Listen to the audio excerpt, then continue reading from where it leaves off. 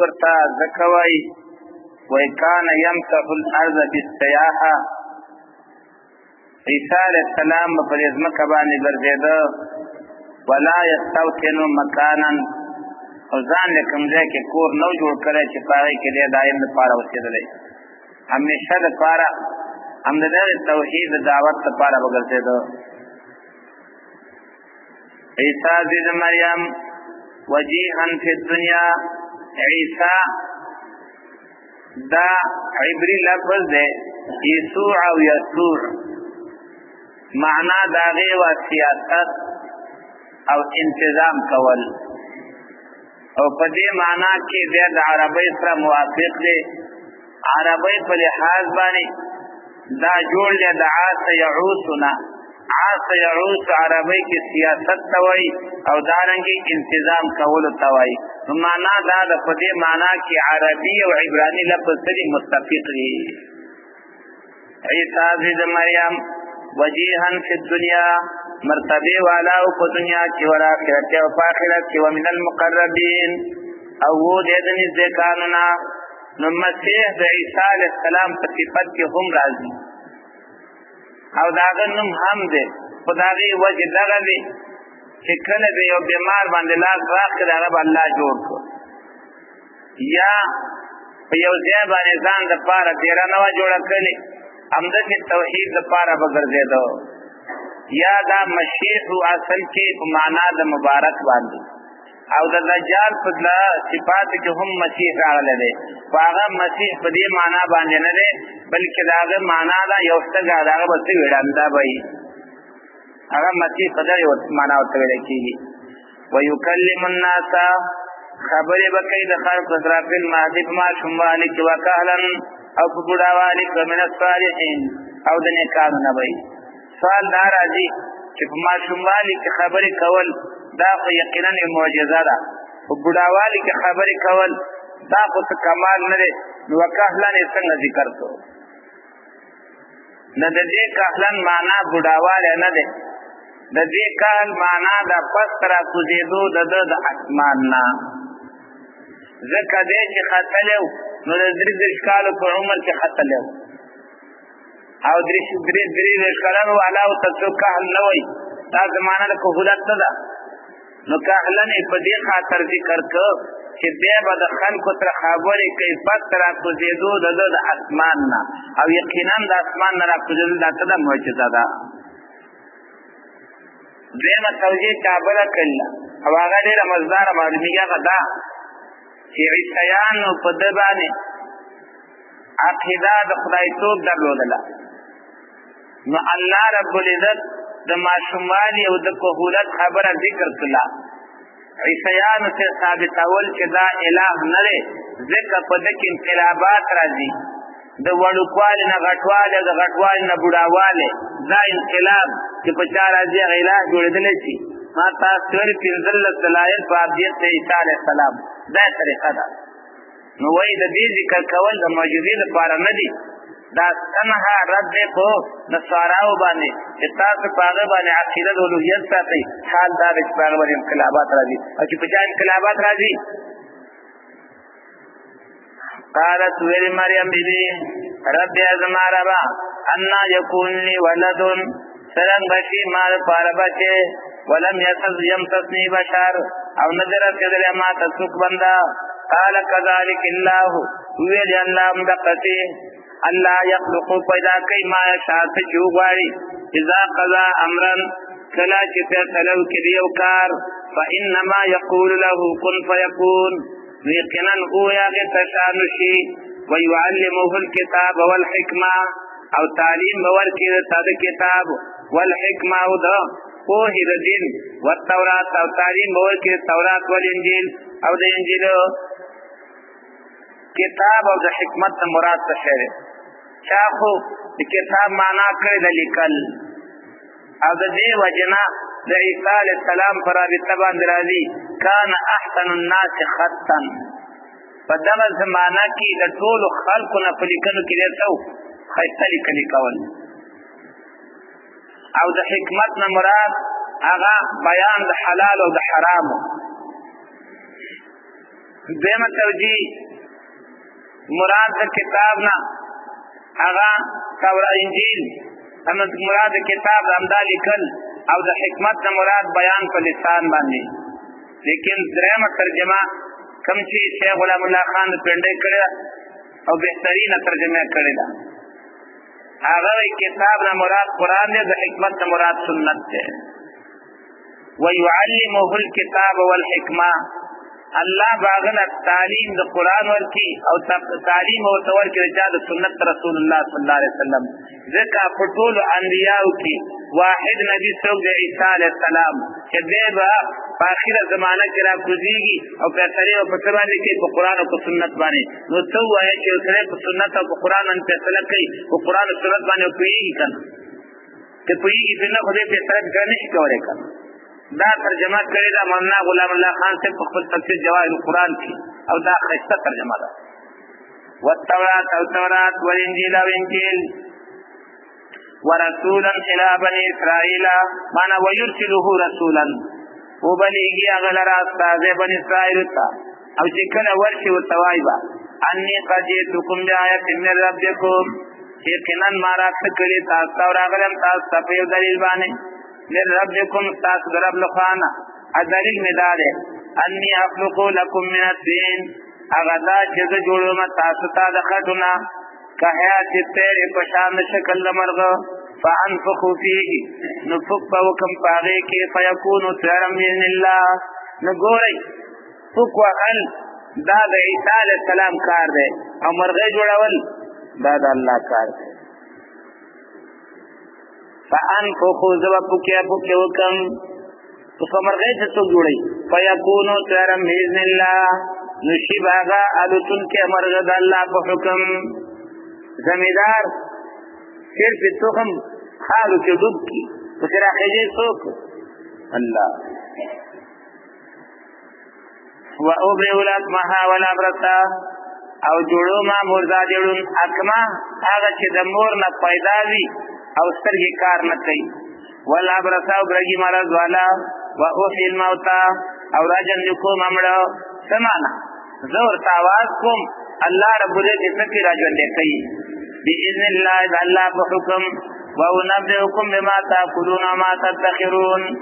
او زه زیری درکوم تاسو خبر درکوم تاسو ته په هغه څیزونو باندې چې تاسو خورئ او هغه چې تاسو ذخیره کوئ په خپلو کورونو کې.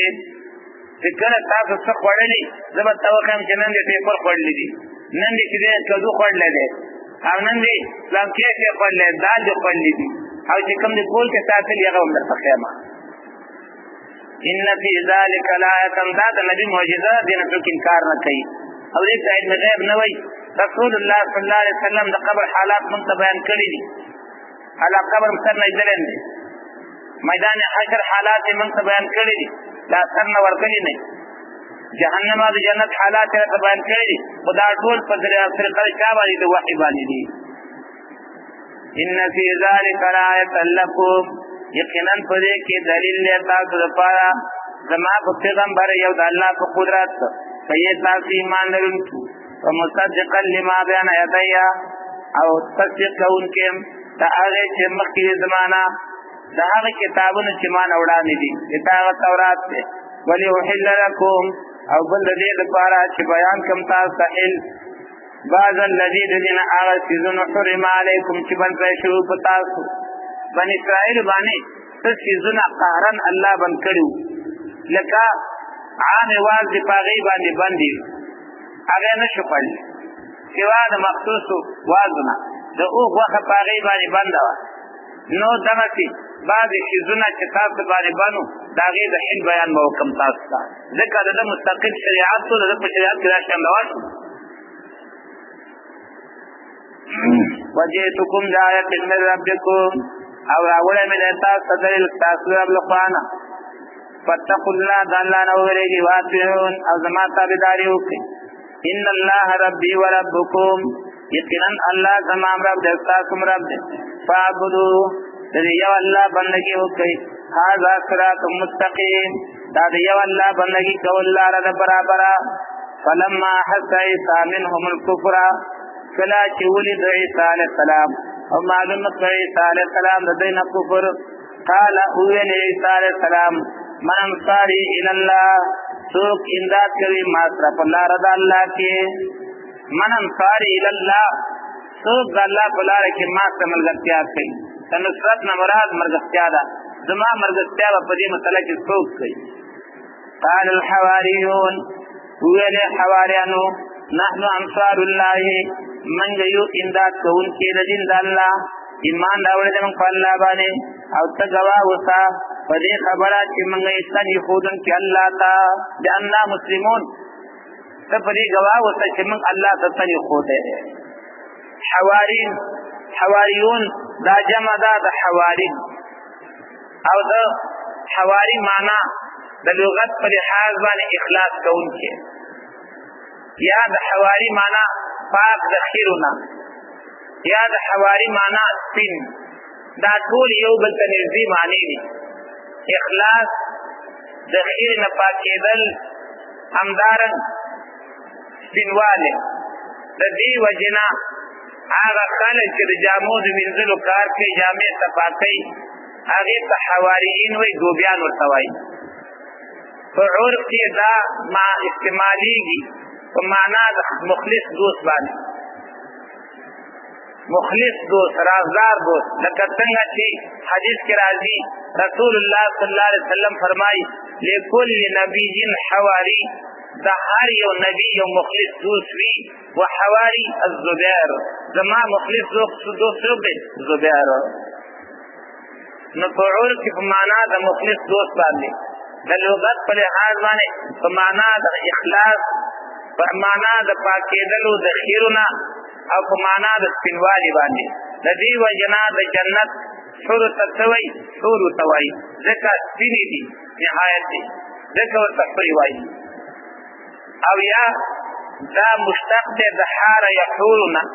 حار یحورو په معنا د رجوع باندې دی، او دوی الله تعالی ته څه کړې وه؟ رجوع کړې وه. وویل هغه خالص دوستانو د الله، یا هغه رجوع کوونکو الله ته، نحن انصار الله، من یو امداد کوونکي د دین د الله، ایمان راوړی موږ په الله باندې، او ته ګواه اوسه په دې چې موږ ستنې ښودونکي الله ته. ربنا اے رب زمون آمنا، من ایمان راوړی دی بما انزلت، په کتاب چې تا رالیږلی دی، واتبعنا الرسول، او تابعداري کړې ده موږ پیغمبر، فاکتبنا مع الشاهدین، ولیکه موږ او واخله موږ، قبول که موږ مع الشاهدین، د هغې خلکو سره چې هغې شهادت کوي ستا په وحدانیت باندې. یو معنا ده مع الشاهدین، سره د هغه شهادت کوونکو نه په وحدانیت او په یووالي ستا باندې. یا فاکتبنا مع الشاهدین، ولیکه موږ د امت د محمد صلی الله علیه وسلم سره، ځکه دی به په نورو امتونو څه کوي؟ ګواهي ورکوي. نو یا بیانونکي د توحید، او یا شاهدین معنا هغه ملګري د امت د محمد صلی الله علیه وسلم. ومکروا ومکر الله، چل وکړه د عیسیانو او د اهل کتابو د وجلو د عیسی علیه السلام. ومکر الله، او الله تدبیر وکړه د خلاصولو د هغه. الله غوره د تدبیر کوونکو نه دی. خبره دا وه چې یهودو کله اراده وکړه چې عیسی علیه السلام په قتل باندې ورسوي، نعوذ بالله.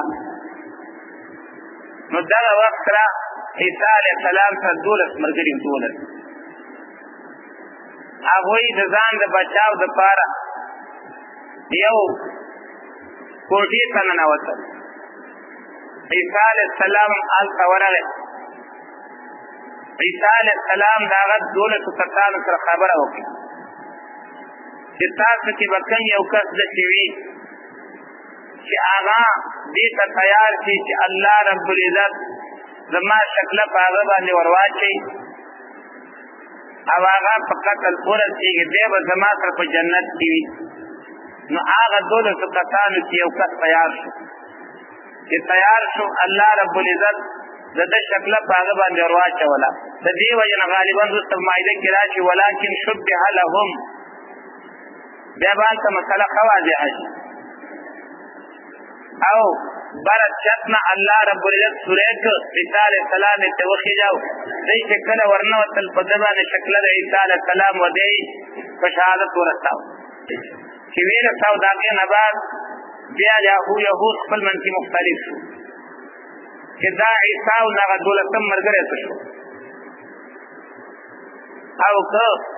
دا دولتم مرگره خدا شکل خود عیسیٰ علیہ السلام دے دی وجنام دی پشتباہ کی تقیات پاتی دی نو ومکروا ومکر اللہ واللہ خیر الماکرین اس اقوى وید اذ قال اللہ یا عیسیٰ هذا وقت ویلی اللہ اے عیسیٰ انی متوفیکا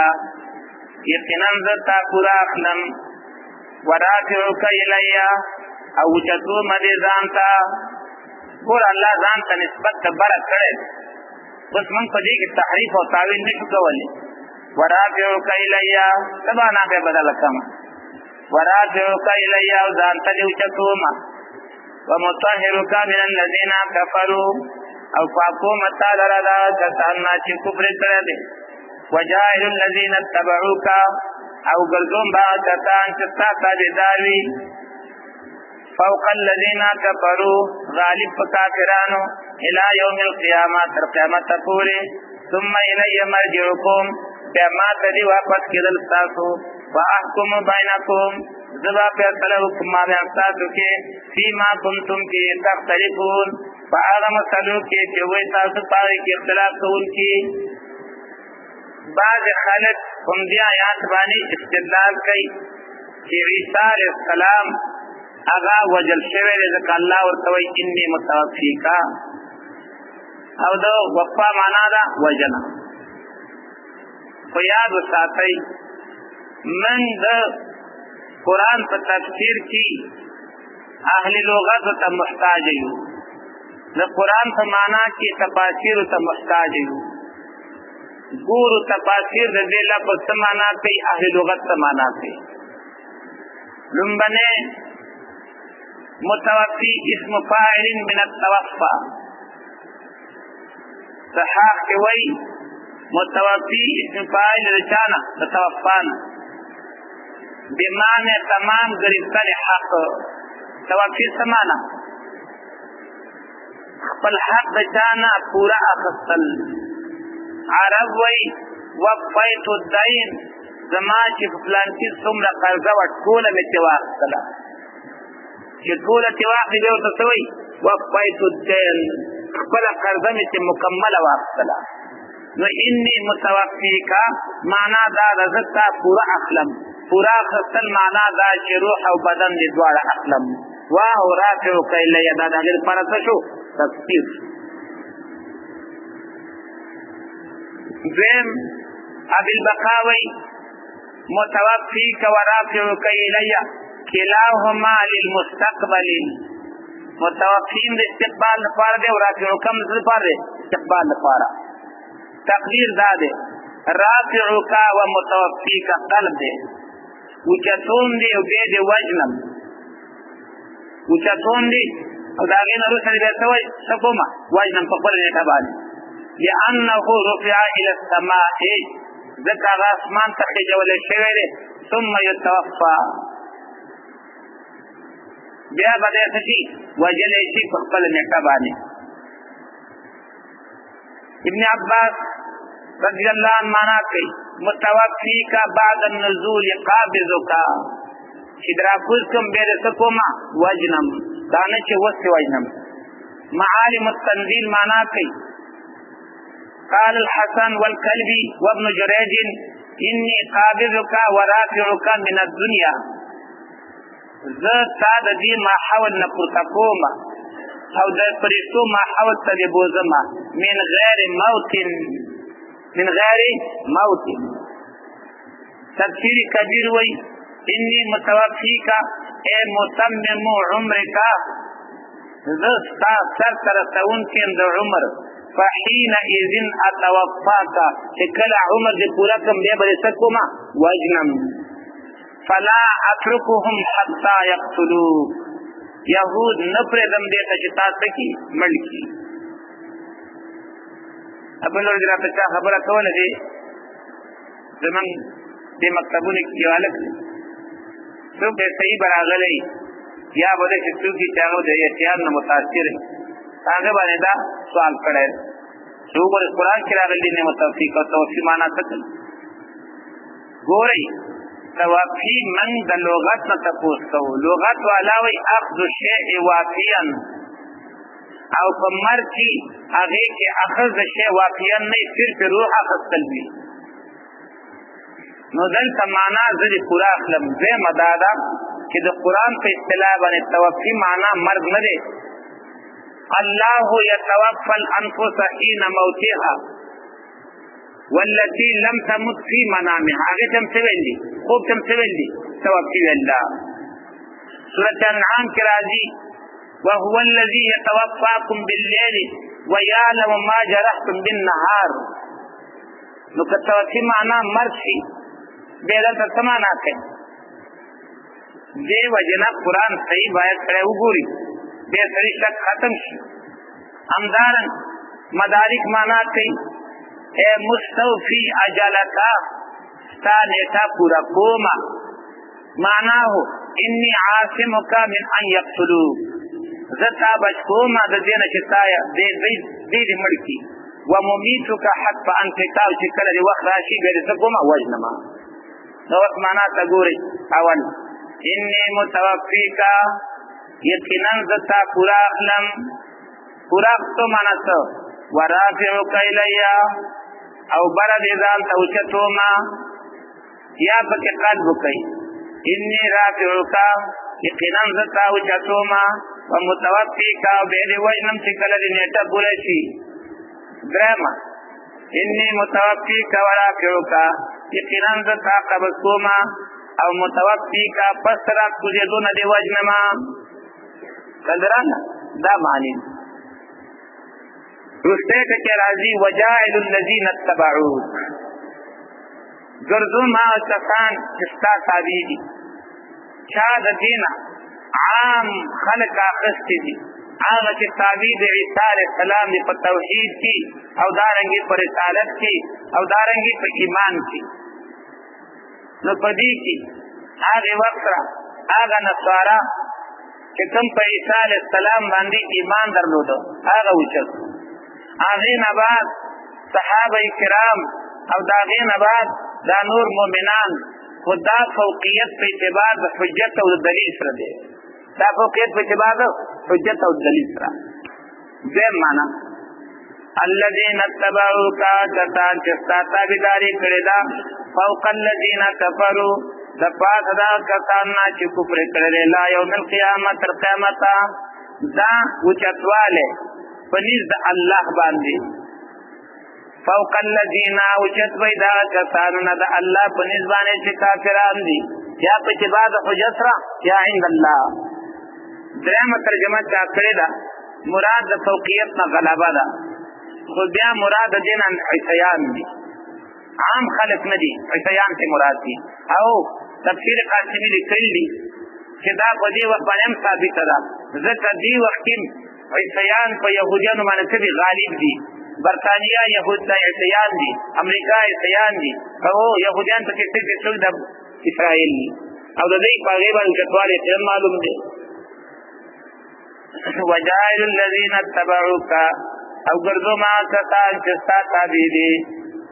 فوق الذین کفروا د پاره د کسان نه چې کافران دي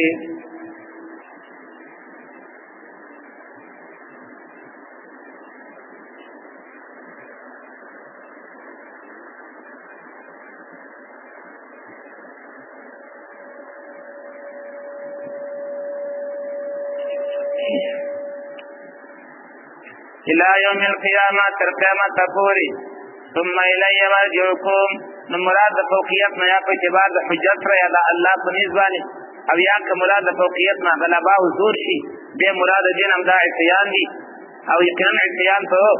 یهود باندې سړي غالب او اوچت ثم الی مرجعکم بیا ما ته دی واپس کېدل تاسو فاحکم بینکم زبا فیصله وکړم مابین تاسو کې فیما کنتم فیه تختلفون پای کې چې وایي تاسو پای کې اختلاف کوونکي فاما الذین کفروا فساکتان چی کفر کرده فوازبهم عذابا شدیدا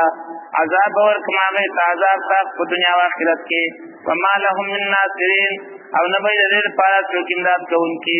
واما الذین آمنوا او آکسان چی ایمان داوڑے دوان من الصالحات جوابان کجب طریقہ نبیوانی فیوفیهم اجورهم پس پورا بول کہ اللہ دیر تازہ دی وجرنا واللہ لا يحب الظالمین اللہ من نساتی ظالمان سرا ذالکا نتلوہ علیکم من الآیات دا چی بیان شو لولو من دے لرا پتا باری دایاتوننا والذکر الحکیم نصیحت حکمت ندک حکیم حکمت ندک انما مثل عیسیٰ ان اللہ کمثل آدم اس تفسیر تا گو رہی تاکہ عیسیٰ علیہ السلام تا دا اللہ زوی وی پا دی وجبان دی چاگا پلار نلری آدم علیہ السلام نپلار دی نمور لری آغا تا خدا اللہ زوی نوی وی نوزتا سنگ دا اللہ زوی وی یقیناً حال دے عیسیٰ علیہ السلام پنیزا اللہ بانے پشاند حال دا آدم علیہ السلام دے خلقه من تراب اللہ پیدا کرے و آدم علیہ السلام را دا خارنا ثم قال له کن فیکون بے یویل آغا تشان شو الحق من ربک حق دا طرفا درفتانا رے فلا تکم من الممترین ثم کی گاتا دا شکون کنا فمن حاجک فیہی شاچی جگڑ وکرتا طرف دیکی من بعد ما جاک من العلم روس داغینا چراغتا تدا علمنا فقل تعالو نؤوا یراشی تعالو ندو ابرام وقلوا تعالو راشی ندو ابنانا و ابناکم راکو بغوارو منگا خپل زامن او تاتی مخفل زامن منگا مخفل بچی او تاتی مخفل بچی ونسانا ونساکم او راکو بغوارو منگا خپلی زنانا او تاتی مخفل زنانا وانفسنا وانفسکم او من بخفل امراشو او تاتی مخفل راشی ثم نفتحل بیابا زاریو کو اللہ کا عجزبو کو اللہ کا فنجعل لعنت اللہ الکاذبین نقوب گردو لعنت اللہ کو دروغ جنبان دے دیت توائی مباحلہ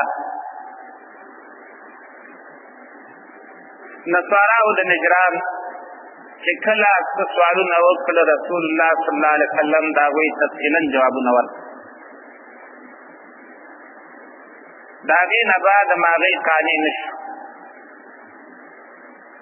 نو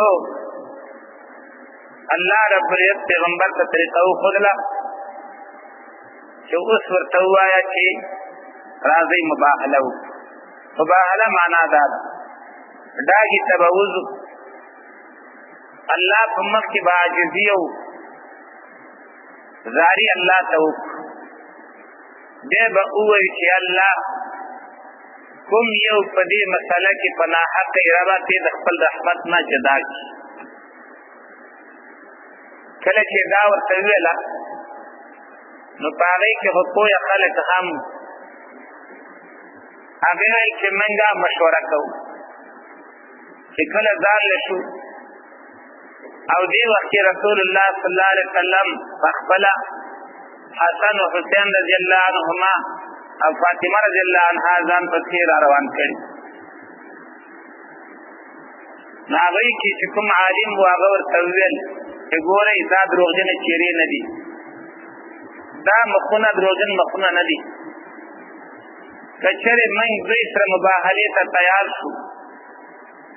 ا مباهله وسره کو من خو سکه په نجران کې با زمن ماشمان زنانا ګډاګان الله د مخ تباج ګوره څومره په دې حق باندې ورته معلوم مخزد یو ډیر شی دی چې په ضد باندې ودرېږي که مولا په ضد ودرېدم تبا دی کامي په ضد باندې ودرېدم تبا دی دا ضد سړی د هر څه نه وباسي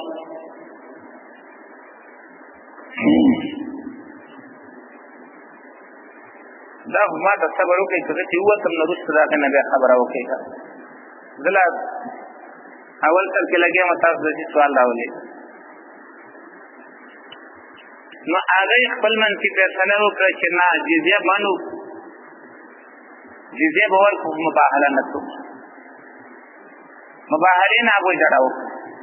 او جزیه په ځان کومنه چې موږ بلتا جوړې راولې چوری وت راولې او د کال دا په ځان کومنه پاتې شو دا چې مباهله اوسم شتا که ختمه شوې ده نو مباهله ختمه نه ده.